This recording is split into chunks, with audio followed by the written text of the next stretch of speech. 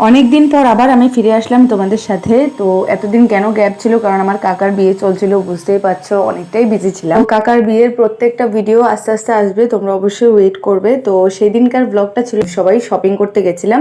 তো প্রথমে কাকার জন্য পাঞ্জাবি নেওয়া হয়ে গেছে, তারপরে পাঞ্জাবির সাথে আরো টুকটাক যা হলদের জন্য কেনাকাটা ছিল সেগুলো করেছি। তারপরে কাকিমণির জন্য, মায়ের জন্য, সবার জন্য একটু কিছু গয়না নিলাম। এরপরে হালকা একটু টিফিন করে নিলাম, কারণ সেদিন অনেক খিদে পেয়ে গেছিলো। আর সারাদিন আমরা শপিং করেছি, সকাল 12টা থেকে রাত্র 10টা পর্যন্ত। এরপরে কাকার ভাগ্নি দুজনের জন্য লেহেঙ্গা নিয়েছিলাম, আমি এর আগের দিনই কিনে নিয়েছিলাম আমার সব কিছু। তারপরে পিসিমণি বাড়ির সবার জন্য শাড়ি কিনতে আমরা ইন্দ্রালয়ে গেলাম। কানাইলাল থেকেও অনেক কাপড় চোপড় কেনাকাটা হলো। এই দেখো আমাদের ব্যাগের অবস্থা, মানে এতগুলো ব্যাগ হয়েছে। এরপরে কাকার জন্য ব্লেজার কিনতে গেছিলাম।